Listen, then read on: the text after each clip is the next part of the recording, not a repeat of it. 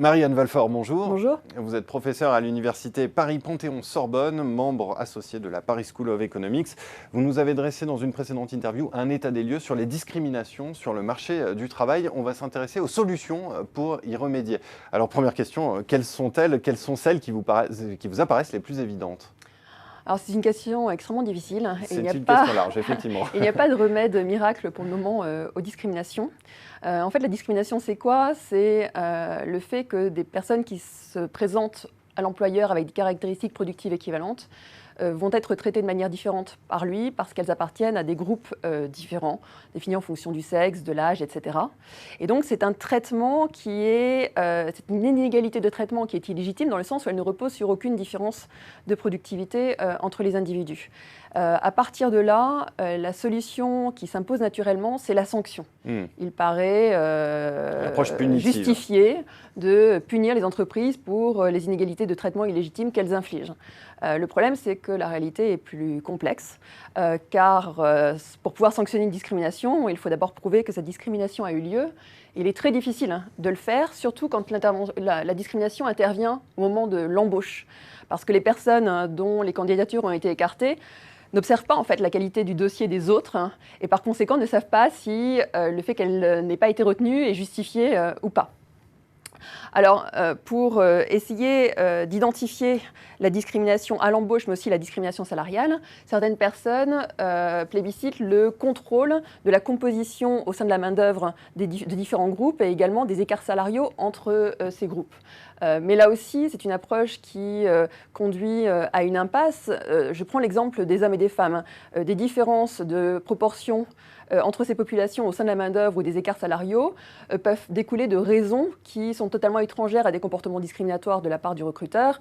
Si, par exemple, l'entreprise recherche des formations qui sont essentiellement suivies par des hommes, et puis les écarts salariaux peuvent être générés par tout un ensemble de conséquences du côté encore très patriarcal de notre société, mais qui n'ont rien à voir avec le comportement des employeurs, comme le fait que les femmes ont en général une aversion au risque plus marquée, sont plus réticentes à négocier des augmentations de salaire avec leur hiérarchie, etc. Les campagnes de testing semblent être un peu plus prometteuses, à l'image de celle qui a été menée par le ministère de l'Emploi l'an dernier. Ces campagnes de testing consistent à contrôler le comportement de recrutement des entreprises en leur envoyant des candidatures fictives. Ça semble être un bon outil pour épingler des comportements discriminatoires, mais c'est un outil qui ne peut être mené qu'auprès d'une minorité d'entreprises, c'est-à-dire les plus grandes, parce que les autres, en fait, ne génèrent pas un volume d'offres d'emploi suffisant pour qu'on puisse détecter une discrimination à l'échelle de l'entreprise. Et puis, une autre limite, c'est que si on généralise les campagnes de testing dans le futur, il ne faut pas se leurrer, les entreprises qui discriminent vont adopter des stratégies de contournement. Par exemple, elles vont repousser à l'entretien d'embauche, qui lui n'est pas soumis au contrôle lors des campagnes de testing. Elles vont attendre l'entretien d'embauche pour discriminer plutôt que le simple tri des CV. Mais alors, qu'est-ce qu'on peut faire pour compléter cette approche punitive? Alors, pour compléter cette approche punitive, il faut revenir sur ce que peuvent être les ressorts des discriminations. Il y a deux grands types de discrimination. L'une qui découle d'un rejet primaire de certaines catégories d'individus, les femmes quand on est misogyne, les personnes d'origine étrangère quand on est raciste, etc. Et c'est la discrimination par goût, d'après les économistes. C'est comme ça que les économistes l'appellent. Alors qu'on devrait l'appeler par dégoût. Par dégoût, plutôt. Et puis, il y a un autre type de discrimination qui, lui, est beaucoup plus subtil, qui repose sur une analyse de risque de la part du recruteur, à laquelle il va recourir quand il n'est pas en mesure d'observer parfaitement la productivité des individus. Et ça, c'est très souvent le cas lors de l'embauche, puisque l'information véhiculée par le CV ne permet au recruteur d'avoir qu'une information très imparfaite sur ce que sera la productivité de la personne une fois embauchée.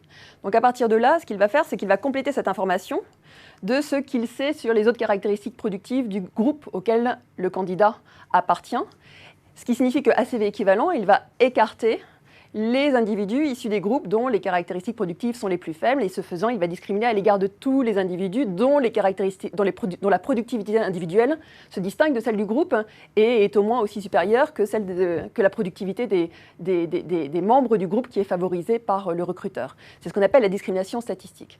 Alors, comment lutter contre la discrimination par goût et la discrimination statistique? La discrimination par goût, il semble que l'une des manières les plus judicieuses de l'attaquer, c'est via la pédagogie. Oui. Dès le plus jeune âge, si possible dès l'école, pour ouvrir les enfants à la différence, pour lutter contre les réflexes sexistes, racistes, homophobes. Et cette approche peut très bien s'inscrire dans l'EMC, l'enseignement moral et civique qui est proposé aux élèves dès la primaire. Le problème avec cette approche qui repose sur la pédagogie, c'est que elle n'a, à l'heure qu'il est, fait l'objet d'aucune évaluation. On ne connaît pas son impact. Donc on ignore tout du contenu pédagogique, de la formation, qui permet à la formation d'être vraiment impactante et de modifier durablement les comportements, d'ouvrir durablement les esprits à la différence. La pédagogie ne semble pas être la meilleure réponse pour lutter contre la discrimination statistique. Dire aux entreprises qu'elles ne doivent recruter que sur la base de l'information contenue dans le CV ne me semble pas pouvoir réussir, parce que recruter, c'est prendre des risques.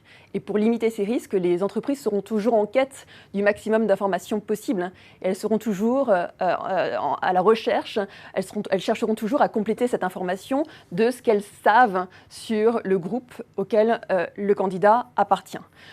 Donc pour lutter contre la discrimination statistique, que faire? Idéalement, en fait, il faudrait pouvoir réduire les écarts de productivité qui peuvent exister entre différents groupes. Par exemple, à l'heure qu'il est, il est objectivement beaucoup plus difficile en France pour une femme de maintenir son degré d'implication dans son travail tout au long de sa carrière, en raison que pour un homme, parce que l'essentiel des charges familiales et domestiques repose sur ses épaules. On vit dans une société où il est jugé normal qu'une femme consente plus de sacrifices qu'un homme concernant l'éducation de ses enfants. Et par conséquent, la femme est celle dans le couple qui ajuste sa carrière aux contraintes de la vie familiale. Ceci a une conséquence très forte.